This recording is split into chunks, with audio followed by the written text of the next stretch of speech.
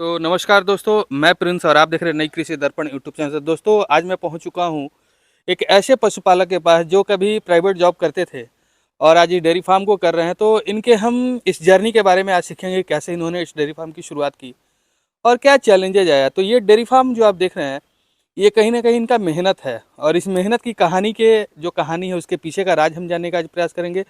तो मैं चाहूँगा कि वीडियो कंप्लीट देखें, जानकारी अच्छी लगे तो चैनल को सब्सक्राइब करें, साथ में बेल आइकन का बटन को प्रेस करें ताकि जब भी इस तरह का वीडियो बने तो आपको नोटिफिकेशन मिलता है। तो चलिए हम इनसे बात करें, जानकारी लेने का प्रयास। नमस्कार सर, सबसे पहले तो आपका हमारे चैनल पर स्वागत है। आप अपने बारे में थोड़ा सा हमारे दर्शकों को जरूर बताएं। जी नमस्कार किसान भाइयों। जी। मेरा नाम राज बहादुर सिंह राजन है। अच्छा। मैं वाराणसी ज़िले में ग्राम खरदहा पोस्ट चौबेपुर खुर्द और थाना और ब्लॉक चोलापुर का मूल निवासी हूँ। अच्छा। और मैं तो पिछले ये पशुपालन के क्षेत्र में आपका कब आना हुआ? और पिछले 5 वर्षों से पशुपालन के क्षेत्र में हूँ, काम अच्छा। कर रहा हूँ। अच्छा अच्छा। और सन 2000 में जब कोरोना पैंडेमिक स्टार्ट हुआ था जो है, जी जी। तो उस समय अपने फ्री थे जो है पूरे समय कोई काम था नहीं। हाँ हाँ। तो उस समय ये विचार आया कि गांव में रहते हुए क्या किया जाए, क्योंकि अच्छा। सब लोग पलायन करके गांव आ गए थे जी जी। शहरों से।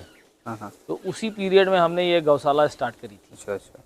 आज इसको 5 बरस जो है वो पूर्ण होकर के 6ठे बरस में ये चल रहा है। तो तो डेयरी फार्म शुरू करने के पहले आप क्या करते थे सर? डेयरी फार्म शुरू करने से पहले हम प्राइवेट जो है सेक्टर में नौकरी कर रहे थे। अच्छा। और देश की हर बड़ी कंपनी जैसे सियाराम, रेमंड शूटिंग, हाँ हाँ। डोनियर ग्रुप, जी जी। इटालियन कंपनी वर्सेली, अच्छा लास्ट कंपनी मेरी रिलायंस, इस तरह से करीब 10 कंपनियों में हमने काम किया। अच्छा। अच्छा तो एक अच्छा खासा अच्छा पैकेज था जो है। अब अच्छा। चूंकि इतना जो है प्राइवेट नौकरी भी इतनी आसान नहीं है जितना लोग समझते हैं, जी जी। तो उससे बढ़िया अपना काम है जो है। तो अप्रॉक्स कितनी सैलरी पर आपने जॉब छोड़ी? मेरा उस समय पैकेज था 10.5 लाख रुपए साल अच्छा, का। 10.5 लाख रुपए। 10.5 लाख रुपए कब जॉब साल। आपने छोड़ा? अभी 3 महीना पहले जो है, अक्टूबर में। अच्छा। हाँ, तीन अक्टूबर महीने पहले। 2025। हाँ, अच्छा। तो डेयरी स्टार्ट हो गई थी 2000 में, कोरोना के टाइम में, और जॉब अभी आपने 2020 छोड़ा 2020। 2020 में, हाँ, और जॉब अभी आपने छोड़ा, अभी के टाइम में छोड़ा। तो इस बीच में डेयरी आपकी कैसे मैनेज हो रही थी सर? मैनेज क्या है, मैं जैसे यहाँ रहता भी था, जैसे मेरा बेस लोकेशन वाराणसी था, अच्छा तो मैं यहाँ रहता था तब देखता था। बाकी मेरे बेटे हैं 2 जो है, अच्छा। पिताजी हैं, तो ये लोग भी जो है डेयरी संचालित करते थे। अच्छा अच्छा। और दूर से हम गाइडलाइन दे रहे थे उनको, जी जी। क्योंकि रेगुलर बेस पे वीडियो मंगाना जो है, देखना, हाँ हाँ। इनको गाइड करना। आदमी भी रखे हैं वो 1-2 ठो। अच्छा अच्छा। तो इस तरह से जो है अपना जो है संचालन चल रहा था। अच्छा। अब हम पूर्ण रूप में जो है डेडिकेटेड रूप से यहाँ आ गए हैं। तो फिर जॉब करते करते आपको डेयरी का विचार कैसे आया मन में कि हम डेयरी करें? विचार ऐसे आया क्योंकि अब जैसे लोग कहते हैं, नए जो युवा हैं साथी जो है, हम्म। उनको लगता है कि जॉब जो है एक बहुत बड़ा जो है खूबसूरत जो है वो ड्रीम है। अच्छा। और जॉब बहुत बढ़िया चीज़ है जो है। जी लेकिन जब आप जॉब में जाते हैं और एक अच्छे हिसाब किताब में जाते हैं, अच्छी कंपनियों में जाते हैं, जी जी। या आप कहें कि अच्छी कंपनी में नहीं भी जाते हैं, हाँ हाँ। तो वहाँ जो काम का जो प्रेशर है जी। वो हर आदमी नहीं झेल सकता। अच्छा।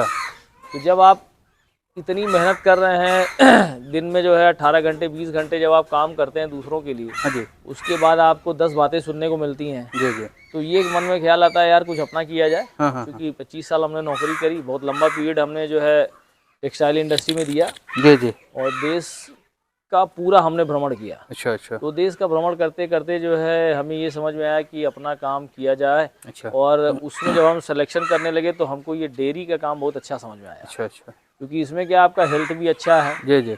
अपने घर पे आप हैं, हाँ हाँ। बीमारियों से बचे हुए हैं। अब चूंकि हम देखिए कुछ ऑर्गेनिक सब्जियां भी उगाते हैं, अच्छा अच्छा। तो अब चूंकि बाहर में क्या है, दिन में आपको रोज होटलों में खाना है, हाँ होटलों जी। में सोना है, जी जी। तो आपकी जो सोशल लाइफ है वो पूरी डिस्टर्ब हो जाती है। अच्छा अच्छा। तो तो जैसे ये डेयरी जब आप जॉब जब छोड़ रहे थे 3 महीने पहले, तो घर वाले आपको मना नहीं किए कि आपकी आर्थिक स्थिति बिगड़ जाएगी, चाहे कुछ ऐसा कुछ नहीं मना मना किए? करने वाले तो करते हैं, पिताजी बोले, वाइफ बोली, और गांव के लोग भी बोलते हैं। लेकिन अब मैं क्या है कि मैं अपनी धुन का पक्का आदमी हूँ। अच्छा अच्छा। हाँ, मैं जो ठानता हूँ उसको पूरा करने का प्रयास करता हूँ। अच्छा अच्छा। तो डेयरी तो आज 3 महीना नहीं, मुझे तो आज 5 साल हो गए हाँ डेयरी जी को सर, हाँ चलाते जी हुए। सर, बिल्कुल। क्योंकि मुझे ये लग रहा था कि भाई अभी ठीक है, मैं आ सकता हूँ जो है, हम्म। तो मैं आ गया यहाँ पे। तो मतलब आर्थिक स्थिति डेयरी में आपकी सही हो गई थी तब आप जॉब छोड़ करके इसमें आए? हाँ हाँ, डेयरी से मतलब एक ठीक ठाक इनकम आ रही है। अच्छा, ठीक ठाक हाँ इनकम आ रही हाँ है। हाँ, मतलब घर चल जाए इतनी इनकम आ रही है। अच्छा अच्छा। तो बात करते हैं, जब शुरुआत किए थे दो कोरोना के टाइम में, तो कितनी पशु से शुरुआत किए थे सर? उस समय हमारे पास घर के हमारे जो है 2 पशु थे। अच्छा। तो दोनों जो पशुधन थे हमारे पिताजी के समय के थे, तो जी, वो जी। दोनों मतलब कम दूध वाले, कम दूध क्षमता के जो है पशु थे। हाँ जी सर। तो फिर हम यहाँ आने के बाद जब हम कोई काम करते हैं तो उसका पूरा जो है बैकग्राउंड चेक करते हैं, अच्छा, अच्छा। क्योंकि जो है आदमी फेल कहाँ होता है, हाँ, हाँ। अगर आप कोई काम कर रहे हैं उसकी संपूर्ण जानकारी नहीं है तो जी, जी। आपके फेल होने के चांसेस बढ़ जाते हैं। जी, तो उसको इंग्लिश में बोलते हैं लैक ऑफ नॉलेज। जी, जी। आप किसी फील्ड में आ गए और आपको जानकारी अधूरी, आप फेल हो जाएंगे हाँ, हाँ। 100%। जी। तो जो भी आपको काम करना है पहले उसकी जो है वो एक बेसिक जो है वो ट्रेनिंग लेते रहिए, अच्छा। सीखते रहिए। उसके बाद जो है धीरे धीरे छोटा एक पायलट प्रोजेक्ट शुरू करिए। हाँ जी सर। पहले छोटे स्तर पे शुरू करिए जो है, जी, जब जी। उसमें जो है छोटे स्तर पे करेंगे तो हानि और लाभ जो है दोनों समझ में आ जाएगा जी। कि आप इस काम को कर सकते हैं कि नहीं कर सकते। हाँ, हाँ। तो जिस दिन आपको ये कॉन्फिडेंस हो कि नहीं मैं ये काम कर सकता हूँ, उस दिन आप करिए जो है। अच्छा। लेकिन शुरुआत जो है हमेशा छोटी करनी चाहिए आदमी को। तो जैसा कि आपने बताया कि छोटे स्तर से शुरुआत करना चाहिए, लेकिन डेयरी जो है अनिश्चितताओं का खेल है। बहुत बहुत बहुत चैलेंजेस अनिश्चित। तो बहुत है। आपने ये कहा कि छोटे स्तर पर शुरू करें, लाभ हानि पता चलेगा, लेकिन हमने देखा है कि बड़े स्तर पर जाने के बाद लाभ का रेशियो कम हो जाता है।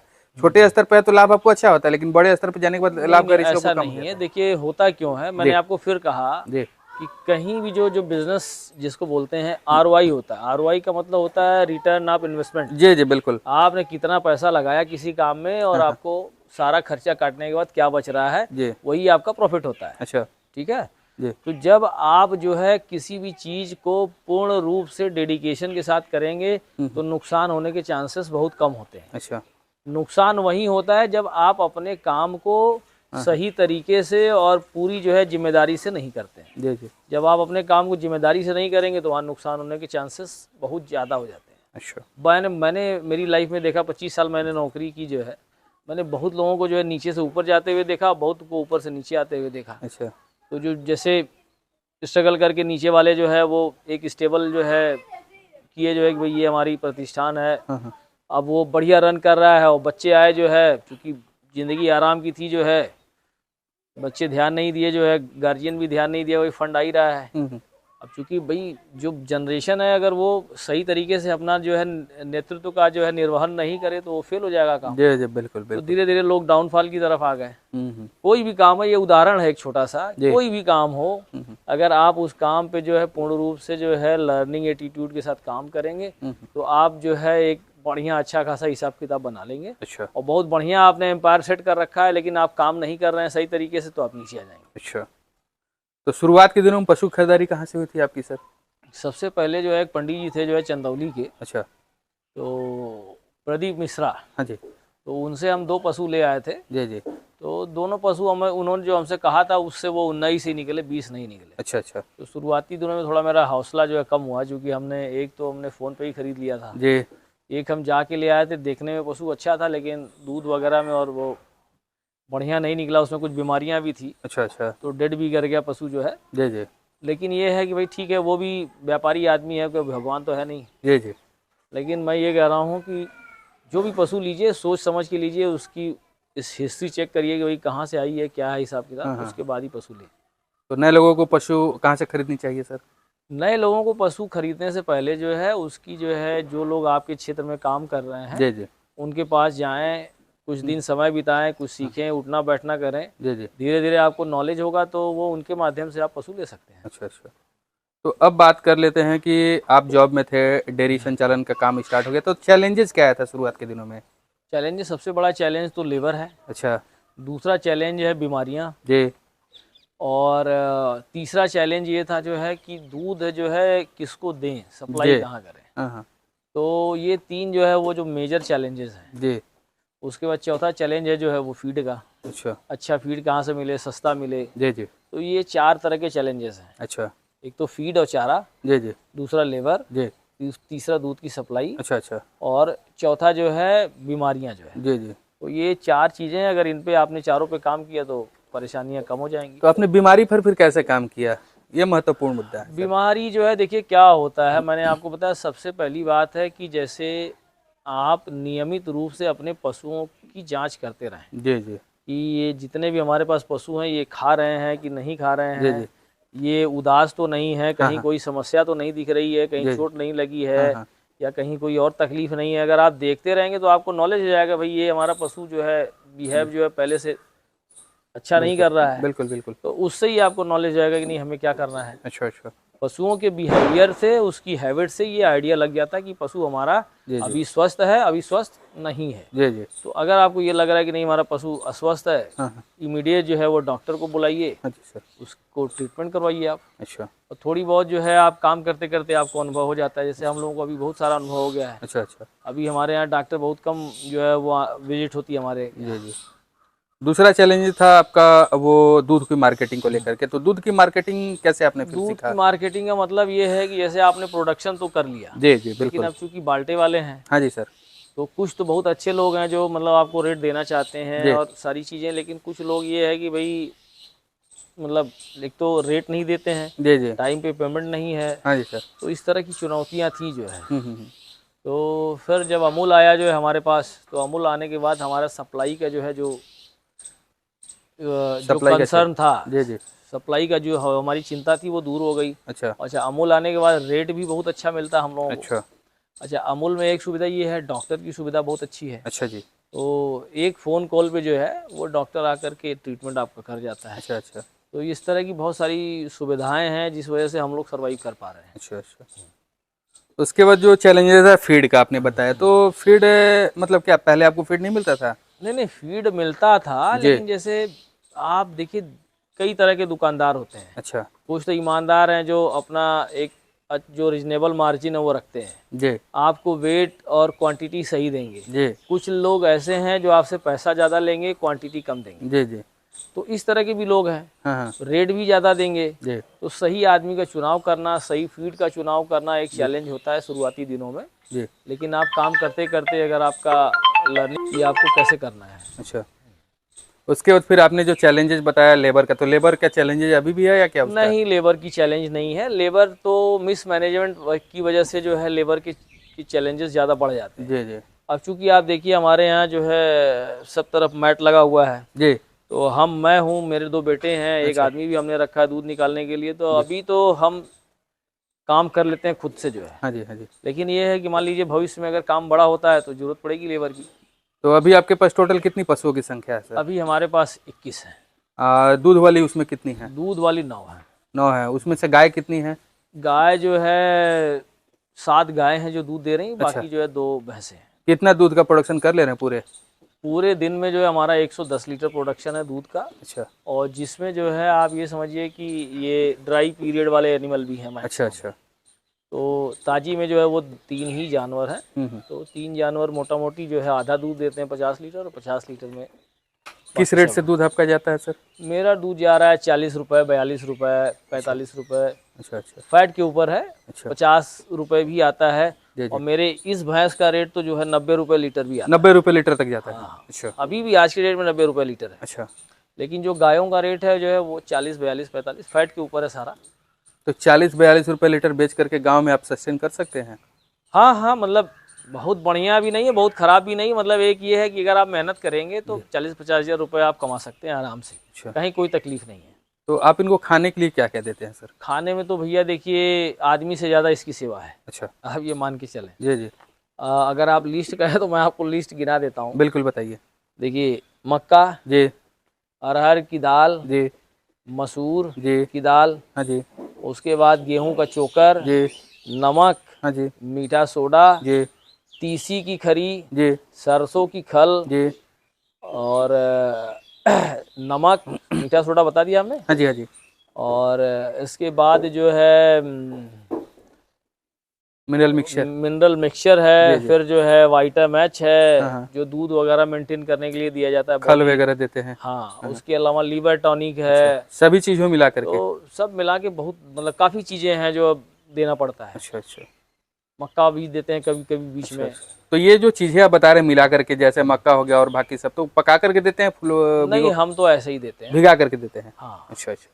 तो अब बात कर लेते हैं कि आप खिला भी देते हैं, मिल्क प्रोडक्शन भी कर लेते हैं। उसमें देखिए सबसे बड़ा हमारे दर्शक जो वीडियो को देख रहे हैं उनके मन में होगा कितना खर्चा करते हैं और कितना मुनाफा हो जाता होगा सर? मुनाफे का देखिए 2 तरह का मुनाफा है। जी बताइए। समझिए, पहले तो ये है कि अगर आप बच्चे को नहीं रख रहे हैं, कुछ लोग क्या है बहुत सारी डेयरियों में आप देखेंगे, हाँ जी सर। आपको बड़े एनिमल दिखेंगे, बच्चे दिखेंगे नहीं। जी बिल्कुल। तो मतलब वो मानवता के खिलाफ काम है, बच्चों की सेवा नहीं करते। जी बच्चे डेड कर जाते हैं। अब हमारे यहाँ देखिए हमारी ये बछड़ी है, जी। तो ये बछड़ी जो है मात्र 1 महीने की है। अच्छा अच्छा। और वजन अभी इसका 75 किलो के आसपास है। जी। तो ये 1 महीने की बछड़ी और 75 किलो वजन, तो इससे आप समझ सकते हैं कि हम सेवा कर रहे हैं कि जी नहीं जी, कर रहे बिल्कुल बिल्कुल। हैं। तो ये उदाहरण है आपके लिए जी। जो एक। तो बहुत सारे लोग हैं तो वो बच्चे के नहीं पिलाएंगे तो सारा दूध निकाल लिए जो है, हाँ हाँ। तो मानवता के खिलाफ है। तो हम तो उस चीज़ को इग्नोर करते हैं। अच्छा। हमारा प्रयास ये रहता है कि ये बच्चे भी तैयार हों। ये आपका एक जो है एक मुनाफा ही है एक तरीके जी का। जी। ये लंबे समय में ये दिखता है आपको। हाँ हाँ। तो बच्चों को अगर आप खिलाते हैं तो आपका मुनाफा कम हो जाता है। अच्छा।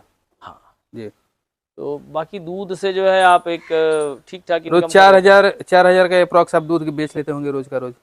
हाँ हाँ, मोटा 100 मोटा। लीटर अगर ये भी है तो 40 के हाँ, हिसाब से ही मोटा लेके मोटा चलते 4,000 रुपये हैं। के कितना आसपास उसमें खर्चा कर देते होंगे रोज का? खर्चा हमारा 3,000 रुपये का 3,000 रुपये का खर्चा कर देते पर हैं। डे का खर्चा। अच्छा अच्छा। बच्चा साथ में पल रहा है? हाँ, बच्चा पल रहा है, मतलब सारी चीज़ें मिला के सारा खर्चा, मतलब अपनी दाल रोटी चल जाती है। 40-50 हज़ार तक चलिए, की इनकम। मतलब एक 40-50 हज़ार की इनकम आप गांव में रह करके जनरेट कर ले रहे हैं, साथ में हाँ, खेती भी कर ले रहे हैं। खूब आराम से। जी।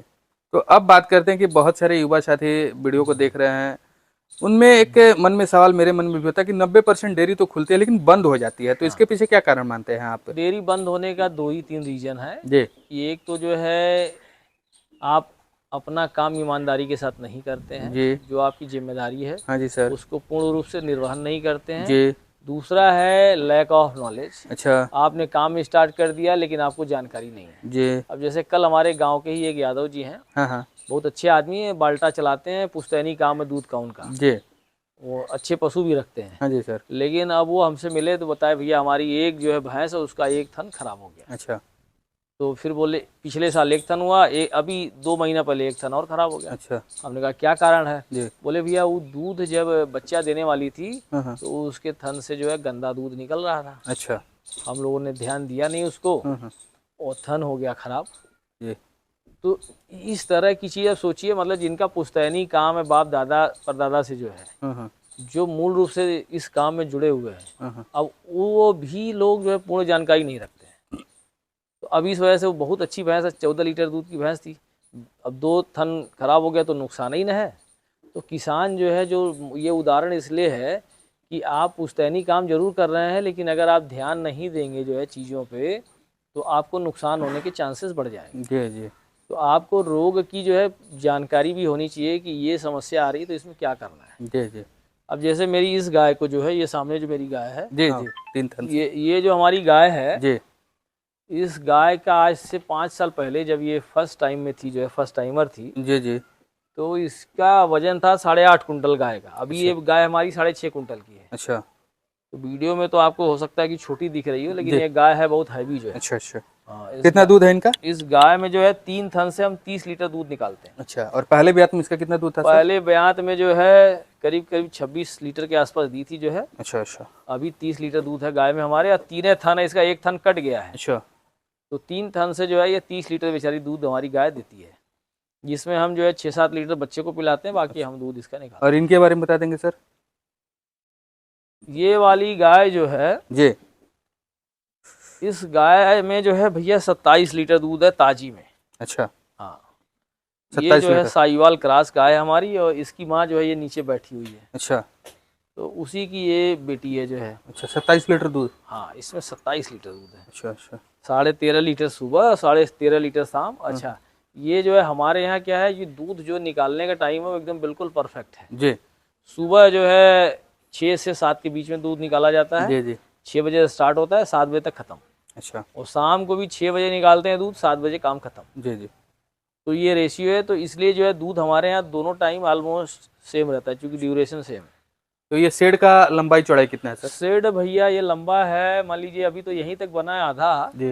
लेकिन इसका पूरा जो लेंथ है वो है करीब 70 फीट जो है ऐसे लंबाई है। अच्छा। और ऐसे ऐसे है 32 फीट। 32 फीट है। 70 उनको भी बाई खड़ा 32। करा देंगे सर, उनके बारे में भी जानकारी लेंगे। तो इस तरीके अगर शेड अगर बनवाया जाए हम्म। तो कितना खर्चा आएगा सर? खर्चा तो भैया देखिए, अब क्या ही बताएं आपको। इसमें ये देखिए ईंट जो लगी है, जी। अब यहाँ से वहाँ तक ईंट लगा है, पूरा उस सामने तक वहाँ तक। अच्छा अच्छा। और 18,000 ईंट अभी तक लग चुका है। अच्छा अच्छा। अब 18,000 ईंट में मतलब 8-10 हज़ार ईंट में एक जो है घर बन जाता है, 10,000 जी ईंट। जी। आजकल का जो घर बन रहा है, हाँ जी सर, 10,000 ईंट में एक घर बन जाता है, तो बिल्कुल। 2 घर के बराबर तो इसमें ईंट लग गई है। जी जी, अब यही समझिए खर्चा। इस बारे में बता देंगे सर। इस गाय की आप देखिए, मेरी हाइट देखिए और इनकी हाइट देखिए गाय की। जी बिल्कुल देख रहे हैं सर। तो गाय की कहानी ये है कि गाय है बहुत अच्छे ब्लड लाइन की गाय है। जी जी, और इस गाय में, हमारी गाय जो है फर्स्ट टाइम है, अभी अच्छा। पहली बार बच्चा दी है। जी जी, बच्चा दे करके भी जो है इसको 10 महीने से ज़्यादा हो गया। अच्छा और ये हमारी गाय 8 महीने में बच्चा देती थी। अच्छा, और 8 महीने में, चूंकि 9 महीना भी पूरा नहीं हुआ था, जी जी, और फर्स्ट टाइम ये 27 लीटर दूध हमको दी 8 महीने में बच्चा देने के बावजूद। अच्छा अच्छा, ये प्री मेच्योर जो है वो डिलीवरी हो गई हाँ इसकी। जी सर, लेकिन अभी जो है इस बार ये जो है गाय हमको कम से कम 35 लीटर दूध देगी। अच्छा ये चैलेंज के साथ है कि 35 लीटर दूध इस गाय में अच्छा। आएगा। और वो उधर भैंस देख पा रहे हैं, उनके बारे में थोड़ा सा बता देंगे, उनका कितना दूध? भैंस जो है भैया जो है वो मुर्रा नस्ल की भैंस है। जी, और भैंस में भैया जो है दूध है आपका 11.5-12 लीटर। अच्छा 11.5-12 लीटर उसका हाँ, दूध दोनों है। टाइम में। अच्छा, कौन सी ब्यात की है वो? ये चौथे या 5वें ब्यात। अब आप देखिए इस हाइट वेट की जो है गाय बहुत कम मिलेंगी आपको जी जी, देखने को। इनके बारे में बताएंगे सर। हाँ अच्छा, ये भी देखिए, ये गाय भी हमारी जो बड़ी बेहतरीन गाय है, घर की बछड़िया है। जी जी, इसमें जितनी देख रहे हैं जितने पशु आप, हाँ हाँ, ये सब जो है घर के हमारे पशु है। अच्छा अच्छा, इसमें रिपीट ब्रीडिंग की समस्या आ गई है। अच्छा, इसको हम 5-6 बार जो है सीमेंट चढ़वा चुके हैं, लेकिन ये टिक नहीं रही। एक बड़ी समस्या जो है डेयरी पालन में जो है, अच्छा, रिपीट ब्रीडिंग भी है। बहुत बड़ी समस्या है। हाँ, बहुत बड़ी समस्या है। जी, पहले हमारे यहाँ थनैला जो है बहुत बड़ी समस्या थी। अच्छा और दूसरी समस्या ये रिपीट ब्रीडिंग की जो है, लेकिन हमारे पास रिपीटर जो है एनिमल एक ही दो है, ज़्यादा नहीं है। अच्छा, लेकिन अब हमें लग रहा है थनैले से तो हमको निजात मिल गई। जी अब हम थनैला मतलब हमारे लिए जो है वो खेल का काम हो गया। जी, थनैला हमारे यहाँ होता नहीं है, अगर हो भी जाए तो हम उसको ठीक कर लेते हैं, अच्छा। और किसी डॉक्टर की कोई जरूरत कैसे इलाज कर लेते हैं थनैला का? खुद से नहीं। अंग्रेजी थनैला का दवा? खुद ही इलाज कर लेते हैं, देसी तरीके हैं। एक देसी तो तरीका इनको, क्या क्या है सर? जैसे थनैला अगर कभी, पहले तो साफ सफाई रखिए। जी, नीचे जो है वो आप चूने का जो है संडे जो है छिड़काव करें। हाँ जी सर, वीकली जो है आप कोई सा भी दिन निर्धारित कर लें। हाँ हाँ, उसके अलावा जो है फिनाइल वगैरह से फर्श वगैरह धुलते रहें। जी, इसके अलावा जो है आप जो है एक पोटेशियम परगमनेट दवा होती है, लाल दवा उसको बोलते हैं साधारण भाषा जी में। जी, तो वो दवा जो है आप रख लीजिए, वो पाउडर फॉर्म में होता जी। है। और एक चिटकी जो है मटर का जो दाना होता है उससे भी थोड़ा, हाँ हाँ, और पानी ग्लास में या मग्गे में पानी लीजिए, उसमें उतना डाल दीजिए, और वो अपने आप कलर जो है बैगनी हो जाता है। अच्छा अच्छा, तो दूध निकालने के बाद उसके थन को डीप कर दीजिए। अच्छा डीप कर देंगे तो थनैले की समस्या ऑलमोस्ट 99% खत्म हो जाएगी। अच्छा, और इसके बाद ही मान लीजिए थनैला हो जाता हाँ हाँ, है तो कुछ दवाइयाँ हैं, आयुर्वेदिक दवाइयाँ, जैसे मस्टी लेप है, मस्टी आउट है। जी जी, मस्टी लेप है, उसको लेप कर दीजिए जो है आप। हाँ हाँ, और साधारण जो है तरीका जो है हल्दी, एलोवेरा, जी जी, और हल्दी एलोवेरा का जो है आप वो करिए, जो है उसका घोल बनाइए, जी जी, मिक्सर में निकाल करके उसके थन पे जो है आप पूरा जो है लेप कर दीजिए। अच्छा अच्छा, बर्फ़ से सिकाई उसकी करिए। जी जी, वो एक हिमगंगा तेल आता है, हाँ हाँ, उससे भी जो है आप इसका अगर पूरा थन जो है अगर वो करते हैं, लेप करते हैं, जी जी, तो थन में जो स्वेलिंग वगैरह है और हाँ, हाँ। थनैला, उसमें बहुत राहत मिल जाती अच्छा, है। तो 3 तरीका हो गया। हाँ हाँ, चौथा तरीका, जो थनैला हो तो नींबू जो है 10-12 नींबू जो है काट करके मिक्सी में जो उसको मिक्स करवा दीजिए, हाँ जी सर, और उसको पिला दीजिए जो है अच्छा अच्छा, गाय को। तो थनैला ऑलमोस्ट जो है कवर हो जाता है। उसके अलावा जो है हम लोग छोटी मोटी दवा, जैसे टिटक्योर है, और ये होम्योपैथिक दवाइयाँ हैं, 100-150 रुपए की आती हैं, जी जी। वो नियमित रूप से चला दीजिए, 5-6 दिन जो है थनैला खत्म। तो टीकाकरण इन लोगों का करवाते हैं FMD वगैरह? टीकाकरण कराते हैं, FMD वगैरह कितने दिन, साल में कितने बार? 2 बार करवाते हैं अच्छा, मोटा मोटा। FMD वगैरह। तो नए युवा साथी जो इस वीडियो को देख रहे हैं उनके लिए क्या कहना चाहेंगे सर? युवा साथियों के लिए यही है जो है कि आप पूरे जोश और जज्बे के साथ काम करिए, अपने हेल्थ पे काम करिए, क्योंकि ये काम जो है हेल्थ का है। हाँ हाँ, अगर आप फिजिकली फिट नहीं है तो इस काम में आ ही नहीं सकते आप। जी जी, तो या कोई भी काम हो, मैं कह रहा हूँ कि अपने हेल्थ पे काम करिए, जी, और लर्निंग एटीट्यूड रखिए। हाँ हाँ, क्योंकि विद्यार्थी जो है, जो विद्यार्थी जीवन जीता है, जीवन में वही आगे जा सकता है, जी जी, मेरा अपना मानना है। तो किसी भी काम को करिए पूरे जुनून के साथ करिए, एक लक्ष्य के साथ करिए, जी, कि हमें इतने साल में यहाँ पहुँचना है। जी, जब आप उस लक्ष्य के साथ काम करते हैं तो हमें जो लगता है कि आप वहाँ तक पहुँच जाएंगे। लेकिन काम जो है टारगेटेड ही करना चाहिए इंसान। जी। एक लक्ष्य निर्धारित करिए कि 1 साल में यहाँ पहुँचना है, 2 साल में यहाँ, 3 साल में यहाँ।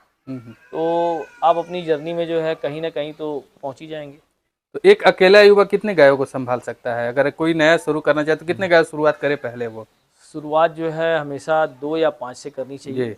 ज़्यादा गायों से नहीं करें। और अगर आदमी को जानकारी नहीं है तो मैं कहता हूँ सिर्फ 1 गाय से शुरुआत करें। अच्छा, एक गाय सीखने के लिए लाइए। हाँ, 1 गाय सीखने के लिए लाइए, और पहले लाइए भी मत, पहले तो जाइए किसी गौपालक के यहाँ, कुछ दिन ट्रेनिंग करिए। अच्छा अच्छा। 10-15 दिन 20 दिन ट्रेनिंग करिए, देखिए कि वो उनका रूटीन क्या है, कितने बजे उठ रहे हैं, सो रहे हैं, जाग रहे हैं, क्या कर रहे हैं, जी। इनकी बीमारियों में क्या चीज़ लगता है, इसको खिलाया कैसे जाता है।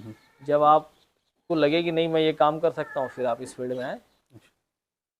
चलिए, बहुत अच्छी आपने जानकारी दी सर, इसके लिए बहुत बहुत धन्यवाद सर। धन्यवाद आपके चैनल के दर्शकों को, मेरा धन्यवाद बहुत बहुत।